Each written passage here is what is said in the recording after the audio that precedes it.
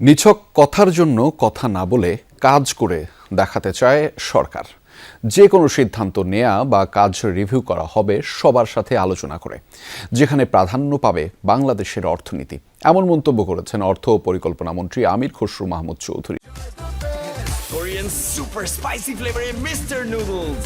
Oh, bro, what a chat. দুপুরে প্রথম পরিকল্পনা মন্ত্রণালয়ে অফিস করেন তিনি। তাকে অভ্যর্থনা জানান পরিকল্পনা সচিব S M. Shakil Akhtar, NBR chairman Abdur Rahman Khan, পরিসংখ্যান ব্যুরোর মহাপরিচালক ফরহাদ সিদ্দিক সহ বিভাগের কর্মকর্তা কর্মচারীরা। যোগ দেন পরিকল্পনা কমিশনের 4 সদস্য। বিকেলে এনইসি মিলনায়তনে সচিবদের সাথে অর্থ ও পরিকল্পনা মন্ত্রীর বৈঠক হয়। এ সময় মন্ত্রণালয়ের বিভিন্ন কার্যক্রম সম্পর্কে খোঁজ নেন আমির খসরু মাহমুদ চৌধুরী। এর আগে সাংবাদিকদের জানান সব বিষয়ে খোঁজ খবর নিচ্ছে সরকার।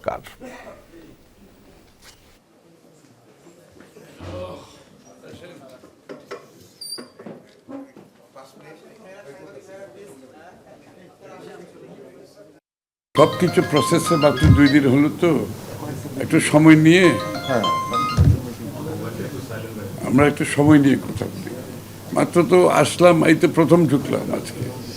ওনাদের সাথে আলাপ আলোচনা করি, কথাবার্তা বলি, রিভিউ করি, তারপর আসি।